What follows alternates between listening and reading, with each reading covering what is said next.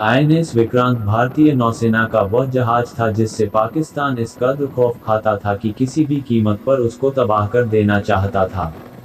भारतीय नौसेना ने आईएनएस विक्रांत के जरिए पाकिस्तान पर एक मनोवैज्ञानिक दबाव बनाया था।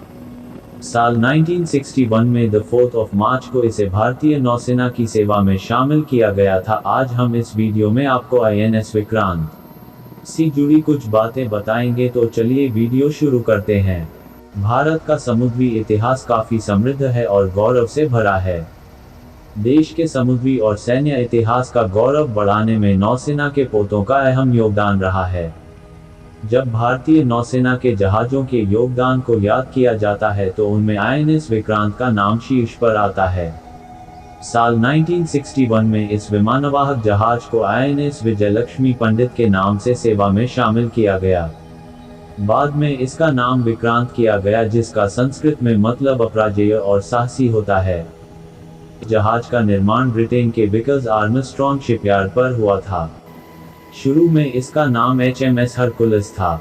यह ब्रिटेन के मैजेस्टिक क्लास का पोत था, जिसे साल 1945 में ब्रिटिश नौसेना की सेवा में शामिल किया गया। जहाज को सक्रिय सैन्य अभियान में तैनात किया जाता उससे पहले ही दूसरा विश्व युद्ध समाप्त हो गया। उसके बाद नौसेना की सक्रिय ड्यूटी से इस जहाज को हटा दिया गया और फिर साल 1957 में भारतीय नौसेना को बेच दिया गया। आयरिश हारलैंड और वोल्फ शिपयार्ड में उसका जीर्णोद्धार किया गया ताकि भारतीय नौसेना की जरूरत के अनुरूप जहाज को ढाला जा सके। 4 मार्च 1961 को इसको भारतीय नौसेना में शामिल किया गया। आलोचना आईएनएस विक्रांत के भारतीय नौसेना में शामिल होने को कुछ पक्षों की ओर से सही नजरों से नहीं देखा गया।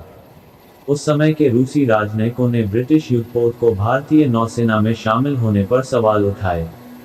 वहीं भारतीय सेना के कुछ अधिकारी इस जहाज के प्रदर्शन को लेकर आशंकित थे।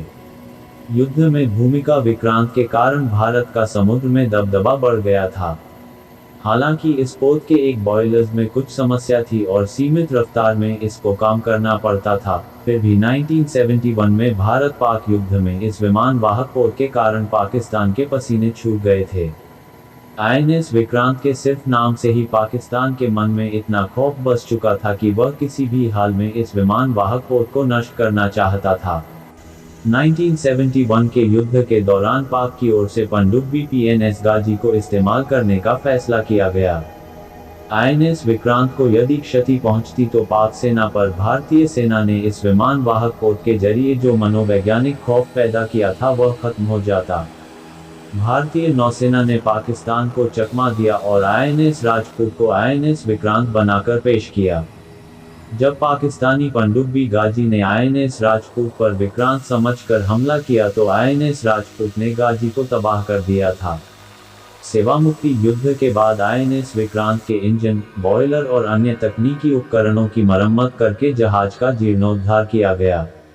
लेकिन कुछ सालों तक सेवा में रहने के बाद इसका प्रदर्शन संतोषजनक नहीं रहा, जिस वजह से 1997 में इसे सेवामुक्त कर दिया गया।